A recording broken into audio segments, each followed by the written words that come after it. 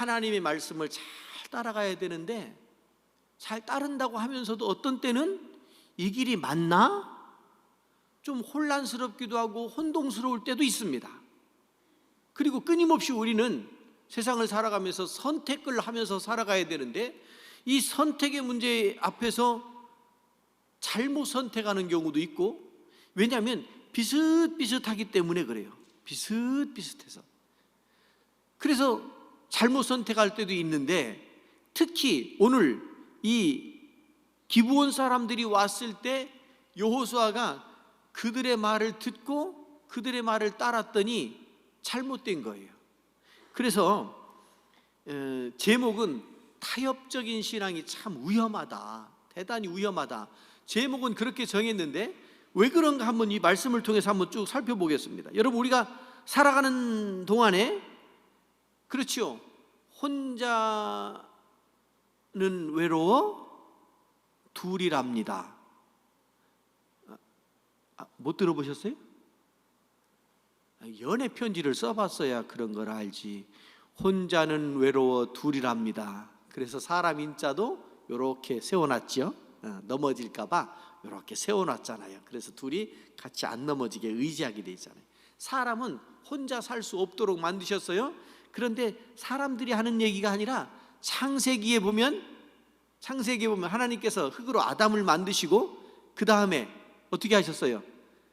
아이고, 혼자 있는 거 보니까 독처하는 것이 안 좋게 보였어요. 그래서 하와를 만드셨잖아요.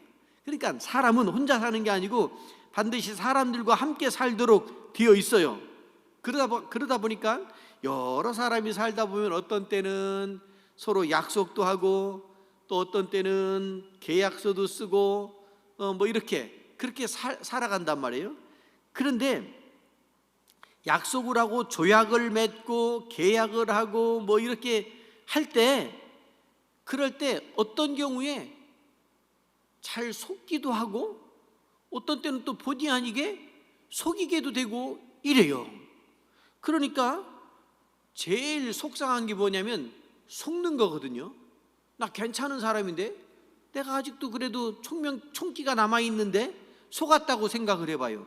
그런데요, 속이는 사람은, 잘 속이는 사람도 의심이 많잖아요. 그런데 의심이 많은 사람도 또 잘 속는데요. 누가 속았냐면 보이스피싱에 경찰이 속았대. 세상에 말이 돼요? 어느 권사님이 계셨는데 그분 권사님이요, 아주 좀 똑똑했어요. 그리고 생각도 바르기도 하고 똑부러졌어요. 그런데 어느 날 허둥지둥 교회에서 가까운 곳에 사니까 교회로 막 왔어요. 근데 목사님, 아무래도 저 이상해요. 왜요? 그랬더니 아무래도 이상해요. 전화를 받았는데 보이스피싱에 걸린 것 같대. 그래서 어떤 상황인데요? 하고 물어봤더니 전화가 왔는데 돈을 보내라고 그러는 거예요. 그런데 계좌번호 알려주고 전화 끊지 말라고 그러고, 그러고서 운전하고서 은행까지 갔어요. 은행에 상무님이 장로님이요. 그런데 그냥 눈으로 인사하고 끊지 말라고 그러고 누구한테도 얘기하지 말라고 그러고 그러고서 보내라고 그래가지고 보냈대. 저는 그 권사님이 그렇게 걸릴 줄은 꿈에도 생각을 못했어요. 그래가지고 제가 이 당진경찰서 경목위원이에요. 그 경찰서에 관련된 일도 하고 거기 신우회원들 예배 드릴 때 가서 예배도 인도하고 또 거기 경찰서에 성탄절 때 트리 만들어서 기독교적인 분위기를 자꾸 만들고, 또 어떤 때 이번에 또 서장님이 또 바뀌었던데 그러면 같이 이렇게 지역적인 현안도 이야기하고 목사님들 기도해 주세요. 그러면 믿는 사람이 오면 또 같이 기도도 해주고 이런 걸 해요. 그래가지고 그래도 경찰서에 아는 사람이 있다 생각하고 이 권사님을 모시고 갔어요. 갔는데 조사관이 쭉 이렇게 얘기하는데 대면대면해요.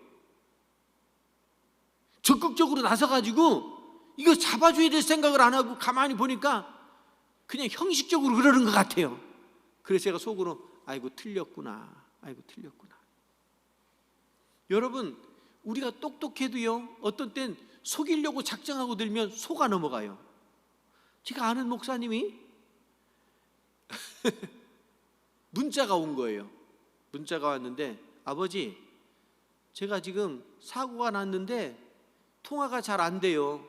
얼른 돈 좀 보내세요 하고 계좌번호가 온 거예요. 그런데 그때 마침 목사님이 확인할 수 없는 상황이었어요. 그래가지고 이렇게 사고 났네. 그래가지고 사모님한테 아들이 돈이 얼마 필요하다고 하니까 이 계좌로 보내. 그리고 사모님한테 패스했어. 그리고 목사님은 하던 계속 바쁜 그 일을 계속했어요. 사모님이 목사님이 계좌번호 줬으니까 그걸 딱 보고서 보내려고 하다 보니까 목사님이 보내라고 그랬으니까 사모님은 보내면 되잖아요. 보내려고 보니까 아무래도 이상하다. 우리 아들이 이런 식으로 돈 달라고 한 적이 없는데. 그래가지고 전화를 했더니, 아들한테 전화했더니 아들이 그냥 노발대발하고 목사님이나 돼가지고 그거 쏘가가지고 그러느냐고 또 이런 거예요. 여러분 있잖아요, 교회 다니는 사람들은 착하잖아요. 그 제가 딜레마에 빠진 적이 있었어요. 뭐냐면 성경을 보면 의심하지 말라고 그랬잖아요. 에? 의심하지 말라고 그랬잖아요. 그러니까 교회 다니는 사람들은 착해서 의심을 잘 안 해요. 그래서 저는 시장 가면 그냥 주는 대로 사와요. 주는 대로 사와요. 안 뒤져봐요. 그렇지, 서로 믿고 팔고 믿고 사야지, 이런 마음 때문에 안 뒤져봐요. 그런데 어떤 때 보면 가지고 집에 와서 풀어보면 아이고 바보 이런다니까. 여러분 살다 보면요, 속이기도 하고 속기도 하고, 여러분들은 일부러 속이진 않지요. 그런데 본의 아니게 속이게도 되고 이런 것이 인생인 것 같아요. 오늘 말씀을 이렇게 보면 바로 그런 얘기들이에요. 하나님께서 모세를 통해서 주시는 말씀이 뭐냐면, 가나안 땅에 들어가면 거기 있는 주민들을 다 쫓아내야 된다. 완전히 정복해야 된다. 왜냐하면 거기 들어가면 그 사람들의 문화, 삶의 모습, 종교 이런 것들이 섞이면 안 되기 때문에 다 깨끗이 정리해야 된다. 이렇게 말씀하셨어요. 그러니까 그들의 종교와 섞이면 안 된다. 안 된다였어요. 안 된다. 그런데 이제 모세가 죽었잖아요. 느보산에서 죽었어요. 그리고 여호수아가 요단강을 건너고 여리고성을 딱 점령하고, 그렇게 하고 이제 막 정복 전쟁을 시작하는 초입에 딱 이 사건이 딱 벌어지고, 오늘 지금 이 여호수아 9장의 말씀이 가나안 정복 전쟁을 시작한 막 초입에서 이런 일들이 벌어진 거예요. 기브온 사람들이 들은 거예요. 이스라엘 민족이 이 팔레스틴 지역을 정복하러 왔다. 전쟁이 났다. 그러니 큰일 났다. 얘기 들어보니까 저 바산왕 옥하고도 막 이렇게 막 전쟁을 하는데 이길 당할 사람들이 없다더라. 그러니 이 기브온 사람들이 머지않아 우리에게 닥쳐올 텐데 꾀를 낸 거지요.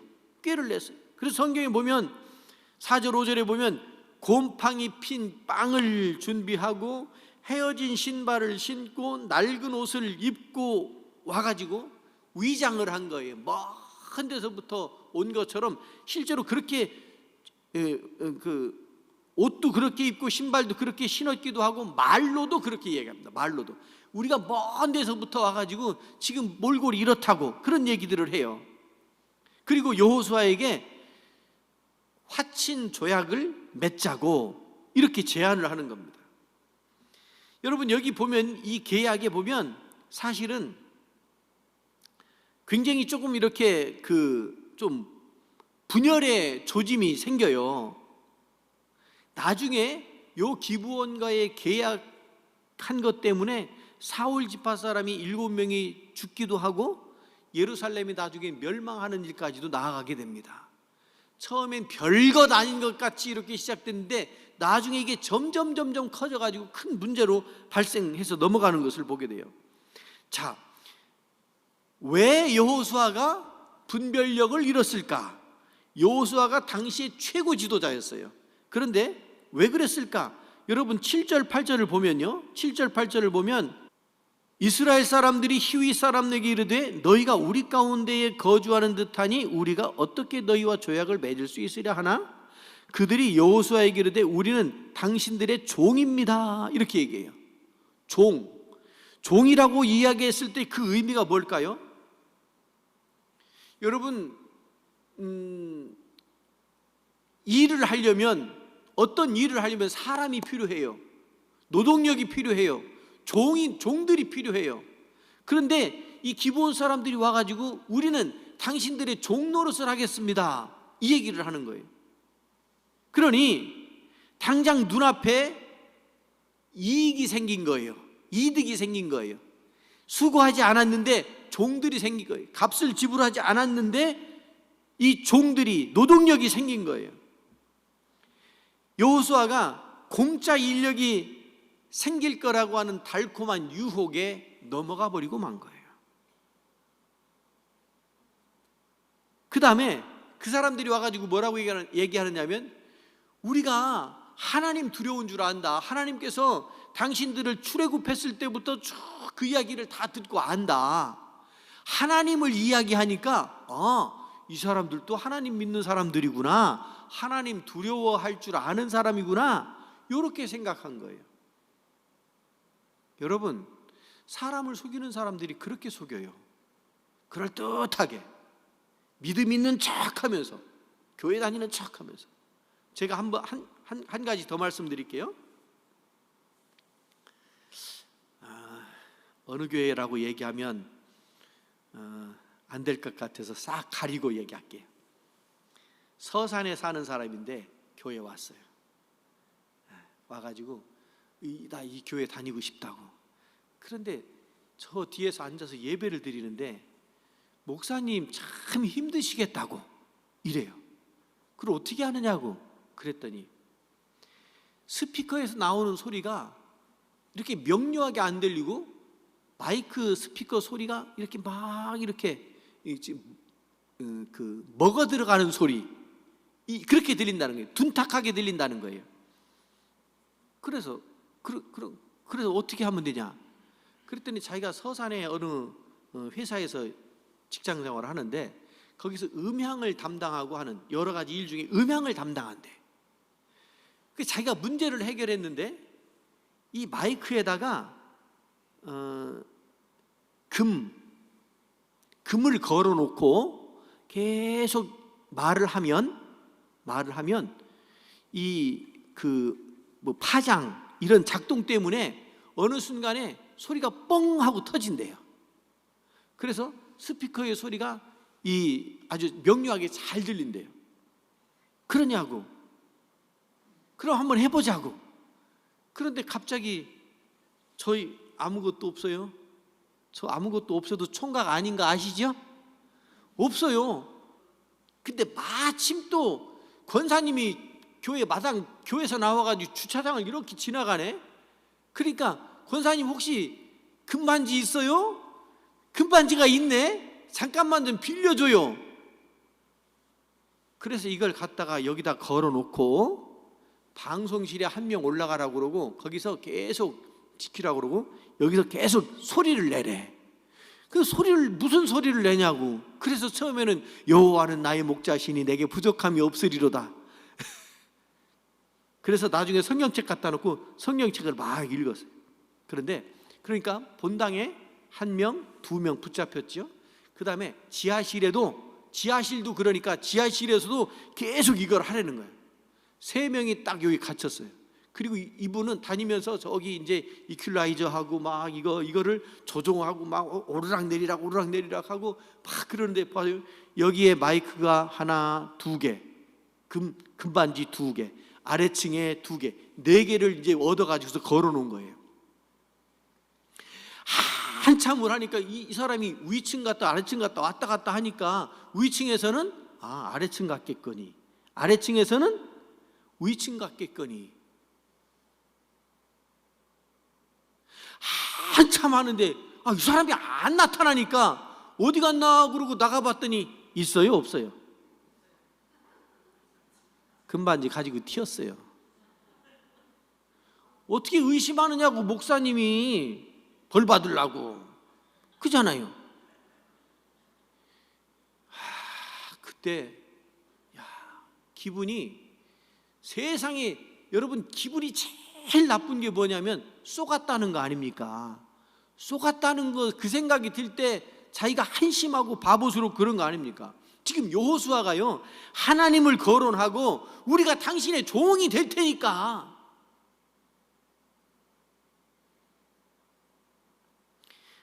그때 그 금반지 그거 다시 해드리느라 그 권사님, 어렵게 사는 권사님이었는데 그거 다시 해드려야지 어떻게.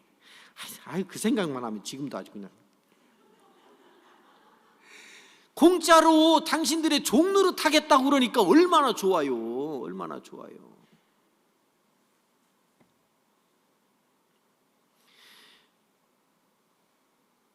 나에게 공짜가 어디 있냐고요. 여러분, 세상에 공짜 없다는 말 쓰잖아요. 천국 가는 것도 공짜 없습니다. 천국 가는 거 공짜 없습니다. 여러분, 우리가 믿음을 가져야죠. 믿음이 있어야 천국 가지요. 그리고 그 믿음대로 살아내야 천국을 가지요. 공짜가 어디 있어요? 우리가 이제 하나님의 은혜다, 예수님 십자가 보혈의 은혜다, 그거는 맞고, 우리는 우리 입장에서 열심히 믿음 생활을 잘 해야 될 거 아니에요. 그러니까 공짜를 바라는 게 어디 있어요? 그러니까 옛날에, 지금은 안 그러지만 교회 가자 그러면 남편들이 뭐라고 그래요? 자기 부인 천국 갈 때 치맛자락 붙들고 간다고 그랬잖아요. 어림도 없어요. 어림도 없어요. 신앙은 다 개인적인 겁니다. 개인적인 거예요. 공짜 없습니다. 본질적인 신앙, 하나님 이야기하고 노동력 이야기하고 하니까 거기에 쏙 넘어가 버리고 만 거 아닙니까? 여러분, 우리가 쏙지 않으려면, 말씀을 좀 정리할 텐데, 쏙지 않으려면 분별력이 있어야 되는데요, 분별력 있는 방법 하나는 눈앞의 이익보다 힘들고 어려워도 성경의 말씀 가르침대로 따라가야 할 줄로 믿습니다. 출애굽기 34장 12절, 너는 스스로 삼가 내가 들어가는 땅의 주민과 언약을 세우지 말라, 그것이 너희에게 올무가 될까 하노라. 출애굽기에서 이미 이 말씀을 하셨는데, 여호수아의 뒤 후대잖아요. 여호수아가 뒤에 있잖아요. 뒤에 있는 여호수아가 이 말씀을 그냥 까먹고 묵과하고 그냥 타협을 한 거죠. 하나님 이야기하니까 홀딱 넘어갔다고 그랬는데요, 요한일서 4장 1절에 보면 오직 영들이 하나님께 속해 있나 분별하라 그랬어요. 분별하라. 이 분별력이 없어가지고 그냥 금 다 갖다 그냥 그 자리에서 갖다 주고, 나중에 그 회사가 어디라고 들어가지고 알았거든요. 그래서 그 회사로 전화를 했어요. 그랬더니 우리는 그런 담당자 없는데요, 그런 업무를 보는 담당자가 없대. 그러니 바보가 뭐하러 전화를 하느냐고. 그거를 쏘갔으면 그냥 가만히 혼자 쏘고 넘어가지, 뭘 또 동네 방네 소문을 내가지고 또 서산 거기다가 그 동문시장 거기에 있는 그 회사예요. 거기다 전화해가지고 나 쏘갔다는 거 소문 다 내고 그랬네. 여러분, 우리가 분별력이 있어야 돼요. 하나님 이야기한다고 다 따라가면 우리가 수렁에 빠질 수가 있어요. 분별력이 있으려면 두 번째로 14절에 그런 말씀이 나와요. 14절을 같이 한번 읽어봐요. 14절 시작. 무리가 그들의 양식을 취하고는 어떻게 할지를 여호와께 묻지 아니하고, 기도를 안 한 거예요. 여호수아가 믿겠거니 하고 기도를 안 한 거예요. 속은 결정의 결정적 원인은 뭐냐면 하나님 앞에 어떻게 해야 할지 묻지를 않았다는 거예요. 그들이 가져온 양식, 그들이 가져온 노동력, 그들이 말하는 믿음 있는 척하는 이런 것들, 여기에 그게 진짜인가 아닌가 이거를 기도하면서 분별력 있게 나가야 되는데 그러지 못했다고 14절에서 말씀하고 있잖아요. 여러분, 우리가 살면서 이런저런 일을 겪어요. 분별력이 없어서 당하기도 하고 속상한 일들을 만나기도 하고 그래요. 그러면서 어떤 때는 진짜 창피스러워서 말도 못할 지경에 빠지기도 하고 그래요. 그래서 누가복음 18장 1절에 보니까 예수께서 그들에게 항상 기도하고 낙심하지 말아야 할 것을 비유로 말씀하셨다 그랬거든요. 복음성가 중에 그런 복음성가가 있더라고요. 이 세상을 살아가는 동안에, 이 세상을 살아가는 동안에, 아시죠? 네. 여러분, 의지할 데가 없어요. 자칫하면 삐끗하고요, 수렁에 빠져요. 어떤 한 청년이 결혼식을 앞두고 있었어요. 그런데 약혼을 했는데 그 약혼녀가 그만 불의의 사고로 죽어요. 그래서 너무 낙심돼 가지고, 미국 사람인데 캐나다로 넘어가요. 거기 가가지고 신앙 공동체 안에 들어가요. 너무 마음을 주체할 수가 없어서 신앙 공동체 안에 들어갔다가 거기서 또 한 자매를 만나요. 그런데 이 자매하고도 결혼 약속을 했는데 또 이 자매가 또 죽어요. 그러니까 나는 우리식으로 말하면 여복이 없나 보다 이렇게 생각을 했어요. 너무너무 낙심이 됐어요. 그래서 거기서 이제 종교적인 신앙적인 활동을 열심히 하고 있었는데 다시 연락이 왔어요. 어머니가 힘이 편찮으시다고. 근데 어머니를 그렇게 의지하던 사람인데 어머니가 중병에 걸렸다고, 죽음을 기다린다고 하는 그런 소식을 듣고 이 청년이 진짜 죽고 싶은 마음이었어요. 어떻게 마음을 추스릴 수가 없었던 거예요. 한꺼번에 이런 일들이 막 몰려오니까 견디기가 어려웠어요. 그래서 이 청년이 교회 가가지고 하나님 앞에 달려나가서 기도하기 시작했어요. 탄식하며 기도하기 시작했어요. 하나님, 우리 어머니의 병을 고쳐주세요. 이미 제가 이렇게 어려움 당한 거는 지나간 거니까 어쩔 수 없지만 어머니는 좀 고쳐주세요. 그러면 제가 평생 하나님께 영광 돌리는 삶을 살겠습니다.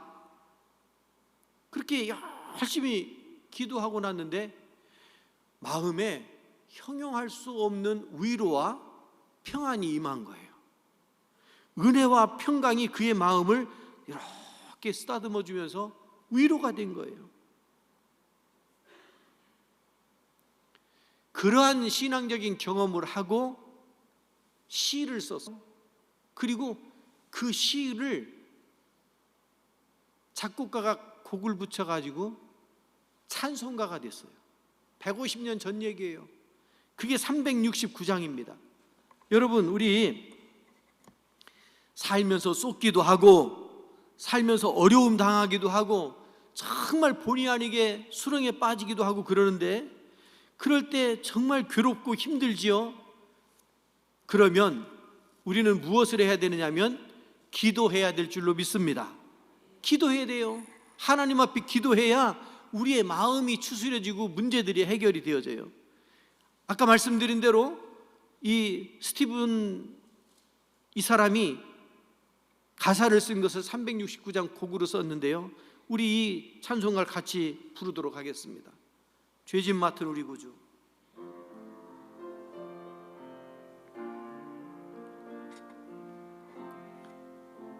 의지하는 마음으로 부르겠습니다.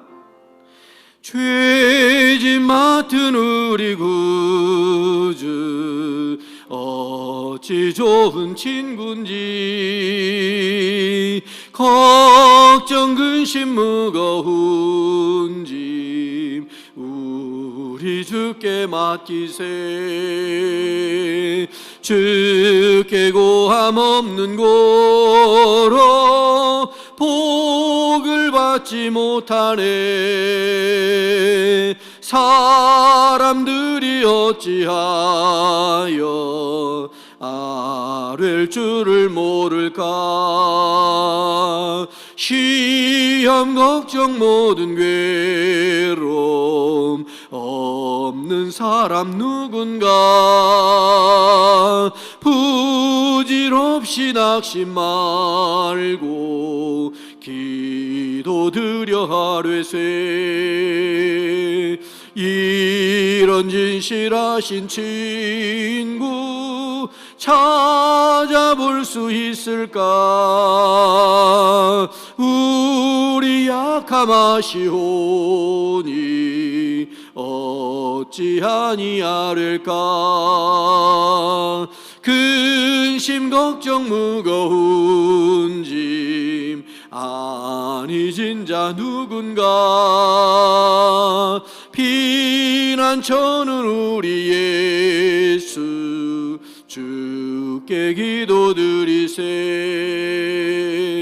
세상 친구 멸시하고 너를 조롱하여도 예수 품에 안기어서 참된 위로 받겠네. 아멘. 여러분 기도하겠습니다. 자비하신 하나님 아버지, 저희들의 마음을 붙잡아 주시옵소서. 분별력이 있게 하시고 결단력이 있게 하여 주시옵시고, 아버지 하나님, 작은 유익이 된다 생각하고 세상과 타협하지 않도록 도와주시옵소서. 하나님께서 안 된다고 말씀하시면 안 되는 것으로 여기고 하지 않는 순종의 사람들이 되게 하여 주시옵소서.